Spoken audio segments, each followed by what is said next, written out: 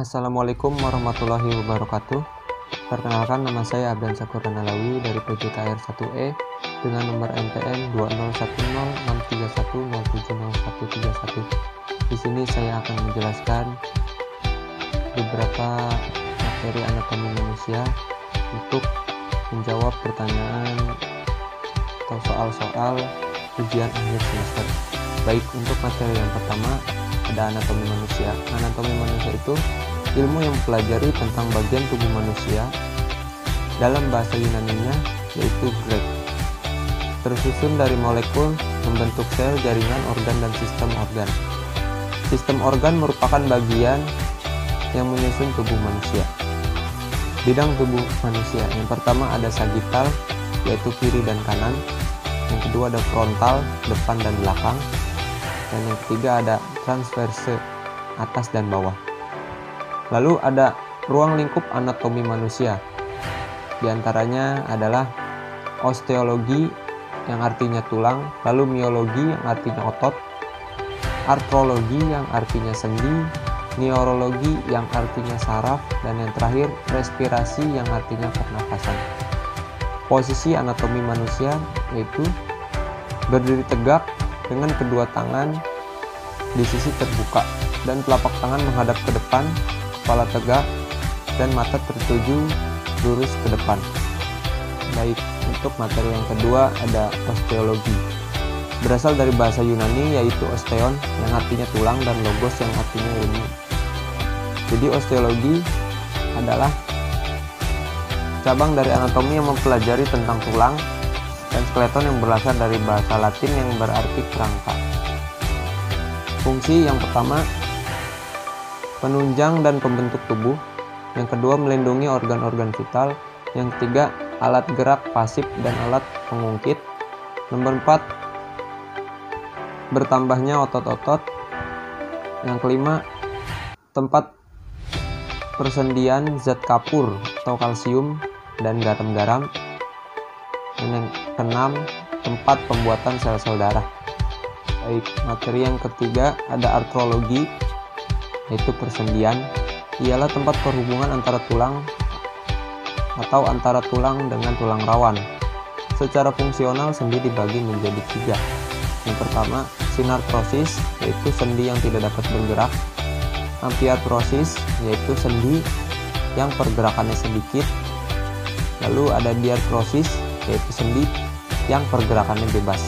Secara fungsional ada atau tidaknya rongga sendi dan jaringan ikat yang berada di dalamnya.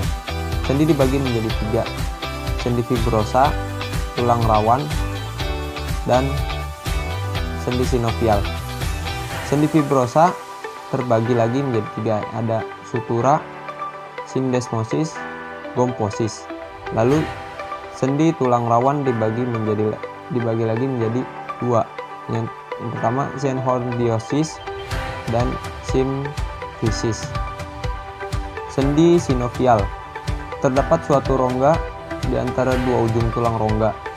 Ini dapat disebut rongga sinovial. Yang kedua,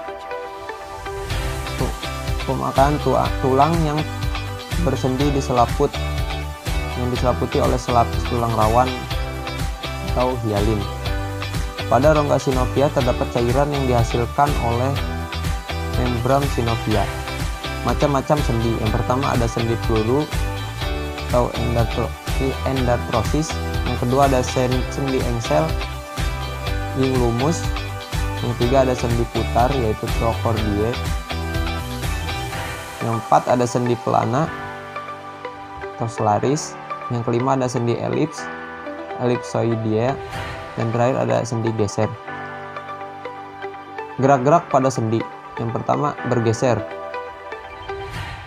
berupa pergeseran antara tulang. Contohnya gerak pada sendi-sendi diagrama tulang-tulang carpalia dan tarsalia terjadi pada sendi geser. Yang kedua ada ekstensi, berupa gerakan pelurusan sendi terjadi pada engsel. Contohnya ekstensi sendi lutut. Yang ketiga ada fleksi, berupa gerakan pembengkokan sendi terjadi pada sendi engsel. Contohnya fleksi sendi jari-jari. Yang keempat ada abduksi, berupa gerakan yang menjauh tubuh terjadi pada sendi peluru. Contohnya mengangkat tangan ke samping. Yang kelima ada adduksi, gerakan yang mendekati suatu tubuh. Gerakan ini berlawanan dengan gerakan abduksi. Yang keenam ada rotasi, berupa gerakan berputar terjadi pada sendi putar, misalnya gerakan ketika menggelengkan kepala. Yang ketujuh ada sirkumduksi, gerakan di mana ujung distal atau tulang membentuk lingkaran, sedangkan ujung psikomalnya tetap terjadi pada sendi peluru. Contohnya gerakan memutar lengan lingkaran mengitari bahu. Yang kedelapan pronasi, gerakan memutar lengan bawah untuk membalikan telapak tangan sehingga telapak tangan menghadap ke bawah bila lengan bawah ditaruh di atas meja.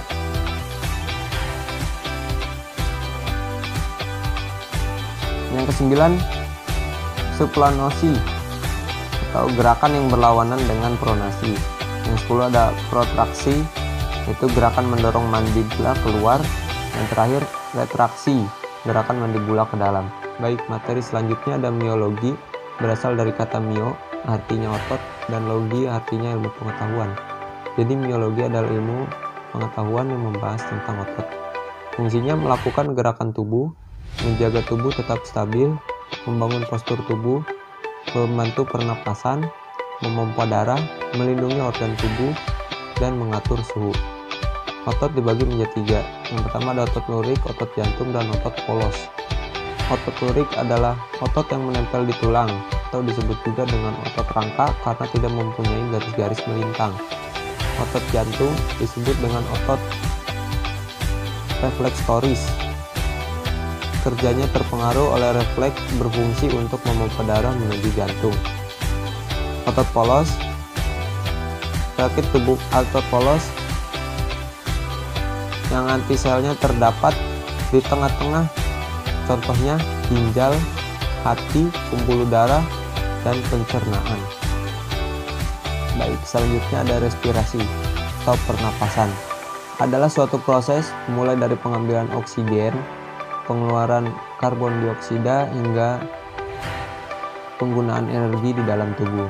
Sistem respirasi atau pernapasan mencakup semua proses pertukaran gas yang terjadi antara atmosfer melalui rongga hidung, faring, laring, trakea, bronkus, paru-paru, alveolus, sel-sel melalui dinding kapiler darah. Respirasi dibagi menjadi 2, yaitu respirasi eksternal atau pertukaran O2 dan CO2 antara alveoli dan alveoli paru-paru dengan kapiler darah di sekitar alveoli. Yang kedua, respirasi internal, pertukaran O2 dan CO2 antara kapiler darah dengan sel-sel tubuh. Mekanisme pernapasan yaitu yang pertama, respirasi pernapasan dada.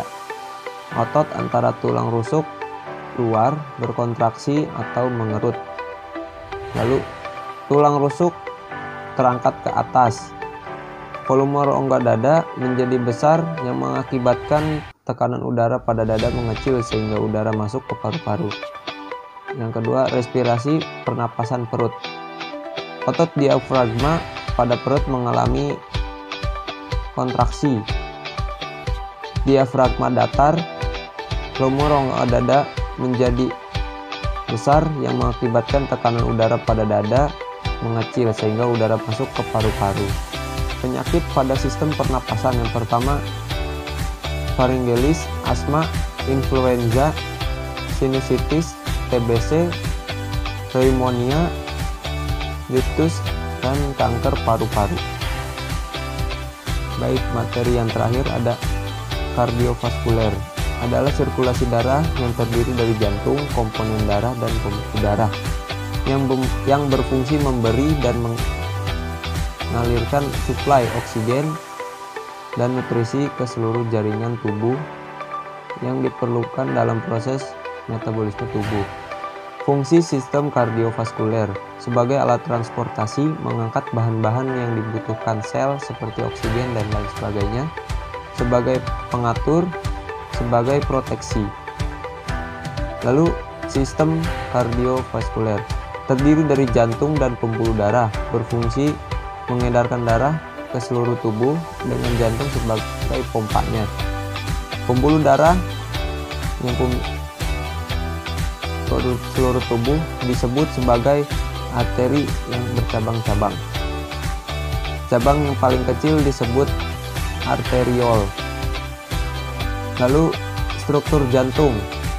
Lapisan luar disebut epikardium atau perikardium.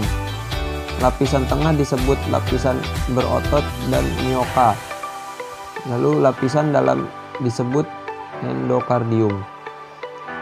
Susunan jantung berupa otot berbentuk kerucut, berongga, dasarnya terletak di atas, puncaknya di bawah. Terletak di dada, lebih menghadap ke kiri. Baik, sekian, terima kasih. Mohon maaf apabila ada kesalahan. Wabillahi taufiq wal hidayah. Wassalamualaikum warahmatullahi wabarakatuh.